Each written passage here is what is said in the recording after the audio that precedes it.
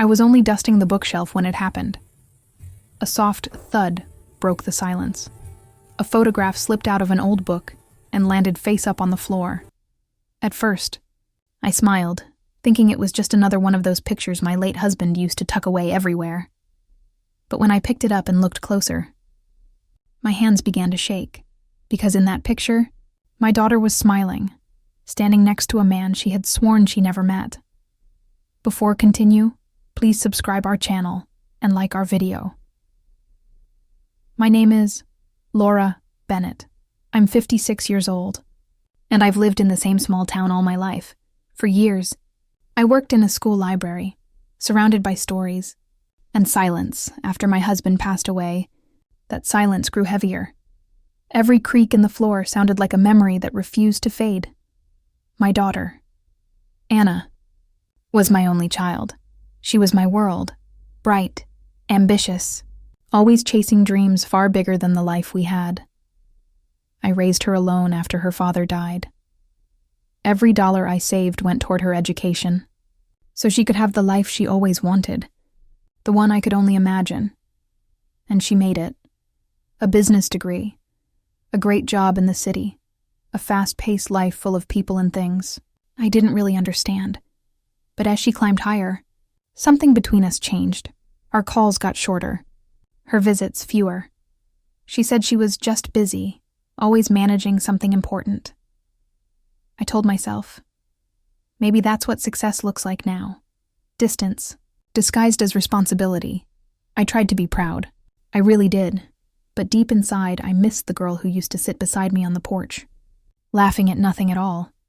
Still, every weekend, I'd cook her favorite chicken soup, just in case she decided to surprise me. She rarely did. One day, she brought home a man, Ryan, smooth talker, nice smile, expensive watch, the kind of man who could charm an entire room without saying much. "Mom," she said proudly, "he's the one." I smiled for her, but something in my chest tightened. He called me ma'am instead of mom. It was small, but it felt like a warning. A year after their wedding, things began to shift. Anna stopped asking for my opinion. Then she started hinting that maybe I should sell the house.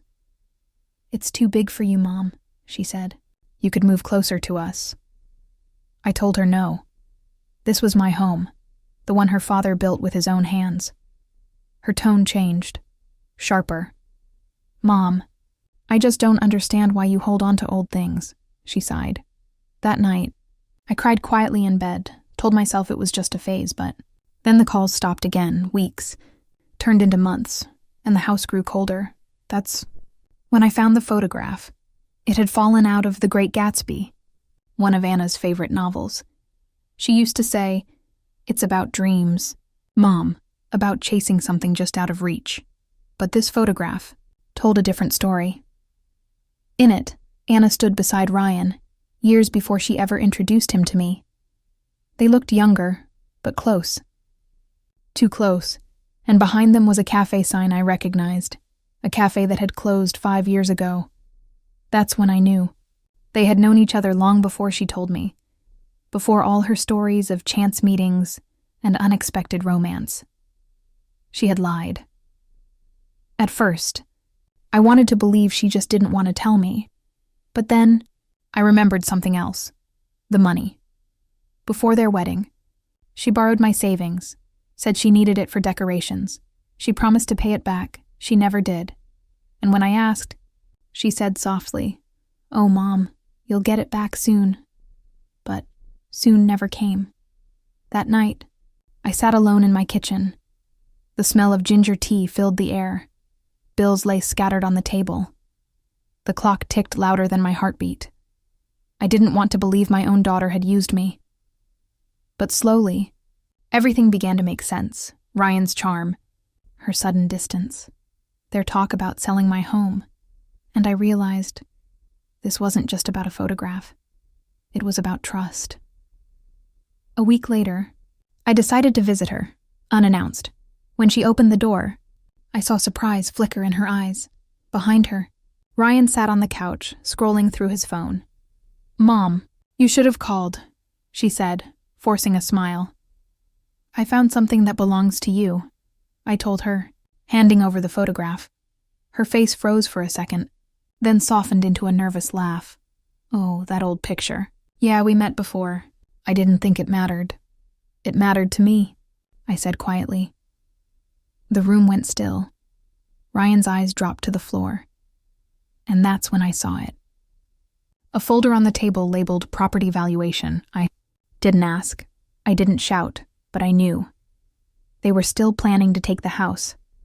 That night, I sat in my husband's old chair and remembered his words. Laura, never fight with noise. Fight with proof. So I began to gather mine. The house was still in my name. I checked every document, locked them in a safe box. Then I called a lawyer, an old student of mine, and asked a few quiet questions. And finally, I changed my will. Instead of leaving the house to Anna, I donated it, half to the local orphanage, half to a women's shelter. Then I wrote my daughter a letter. I told her that love without honesty always destroys itself. I sealed that letter and tucked it inside. The Great Gatsby. The same book where the photograph had fallen. 2 months later, Anna came to visit. Her tone was softer now. Mom. About the house. I smiled and poured her some tea. It's all taken care of, I said, her brow furrowed. What do you mean? I mean, you don't need to worry about it anymore. It'll go to people who truly need it. Her face changed. First shock, then tears. Mom, I didn't mean. I raised my hand gently. You did what you thought was right for you. Now I'm doing what's right for me. There was no anger, only peace.